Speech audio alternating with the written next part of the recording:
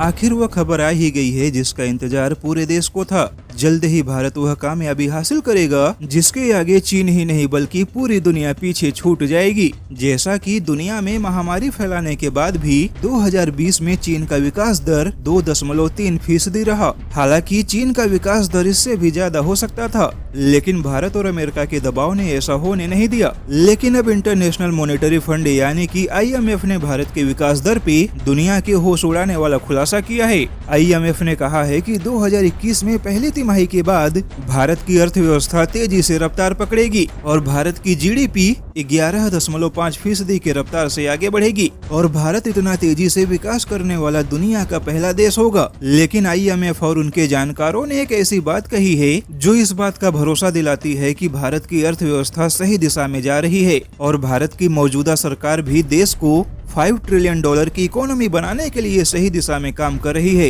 दरअसल IMF और उनके जानकारों ने कहा है कि विकास के लिए सुधार का होना आवश्यक है और जब तक सुधार नहीं होगा तब तक कोई भी देश लंबा विकास हासिल नहीं कर सकता। लेकिन भारत ने बहुत ही शानदार तरीके से और बहुत ही मजबूती के साथ अपनी अर्थव्यवस्था की जड़ों को मजबूत किया है, जिस वजह से भारत के फंडामेंटल काफी मजबूत हैं। हालांकि IMF की रिपोर्ट में चीन विकास के मामले में दूसरे स्थान पे होगा, वहीं तीसरे स्थान पे स्पेन होगा और विकास के मामले में चौथे स्थान पे भारत का सबसे करीबी फ्रांस का नंबर होगा। IMF की रिपोर्ट के मुताबिक भारत ही दुनिया का एकमात्र ऐसा देश होगा जिसका विकास डबल आंकड़ों में होगा। अब ऐसे में यह रिपोर्ट चीन के लिए किसी सदमे से कम नहीं है, क्योंकि चीन ने तो दावा किया था कि बिना चीन के सहारे भारत की GDP जमीन में धंसती चली जाएगी। जबकि IMF की रिपोर्ट को पूरा पढ़ने के बाद यह साफ हो जाता है कि शीत युद्ध या फिर व्यापार युद्ध का कोई भी असर भारत को आगे बढ़ने से नहीं रोक सकता। और IMF की यह रिपोर्ट भारत के अंदर मौजूद उन लोगों को भी करारा जवाब है